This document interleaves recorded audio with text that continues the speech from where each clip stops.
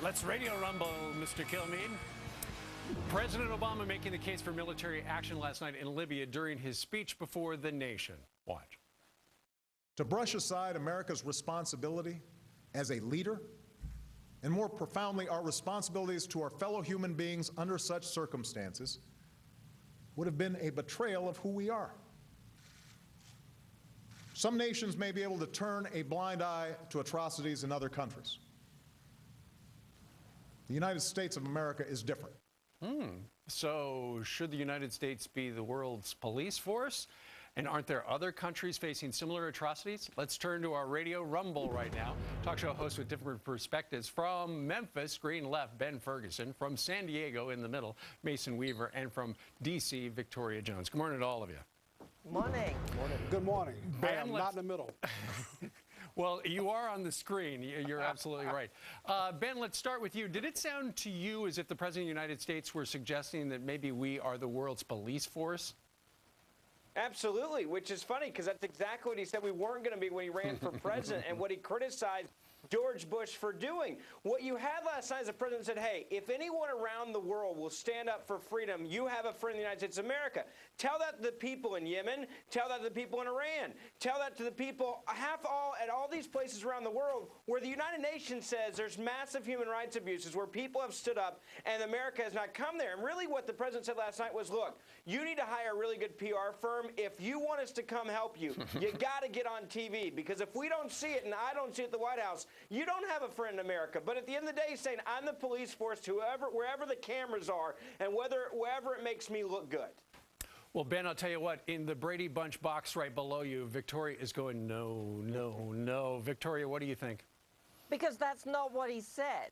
He said in this particular country at this particular time. He made it very clear that we're not going to go everywhere for every particular case. We do what we can do. We don't do everything. And if you remember what Gaddafi said, he said, we are coming tonight. We will find you in your closets. We will have no mercy and no pity. Victoria, Victoria, hold on a second, Ben. Victoria, you say the president didn't go far enough last night.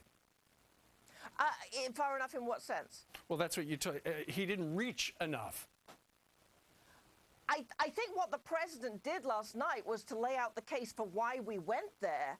I don't know that he laid out enough of an end game, but I think he very clearly laid out why we went there. I think he also made it clear we're not coming everywhere, and the administration stated that very clearly yesterday, that every country is different. All right, Mason, what do you think about last night? Victoria, you're going to have to stop listening to everything a handsome guy says to you. I mean, he's not going to go next time someplace else. Really? You're going to play the sexism card at 6:30 a.m.? It's not sexism, lady. That's all you got? You can blame that. You can holler and scream that when someone says something you don't like, if you want to. I don't mind being sexist to you. I'm a grown man, so if you don't like it, get over it. But the fact of the matter is, Obama yesterday laid out a very dangerous strategy. He said that if the UN okays it, and if the Arab League supports it, and if it's for support of Chinese oil, we'll send our American troops to war. Let me tell you as a veteran what the U.S.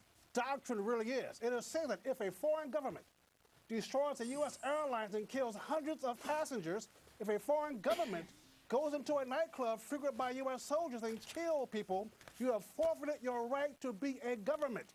And I suggest that Libyan and every dictator find a place for exile, because we will not tolerate. That should have been a doctrine. Ben? But look, here's my big issue with last night. The main thing the president said, which was a total contradiction to what I thought our foreign policy was, Secretary Gates said on Sunday morning, he said, look, they did not pose a threat to this country. It was not in our national interest, but we went anyway. That's the definition of being a police force to the world. That's not what he said. Victoria, it was a popular thing to do. Ben? That's exactly what Secretary Gates said on Sunday. One at a time, one at a time. Ben, thank you very much. Victoria will give you the final word. He said it was not vital, but it was in our national interest. It was in our interest to go in to stop another Srebrenica. All right. I know you've got radio shows, all three of you, later today, and you've got to go to work. Ben Ferguson in Memphis, Mason Weaver in San Diego, and Victoria Jones in D.C. Thank you all. Great. Thank you. Thanks for having us. All right.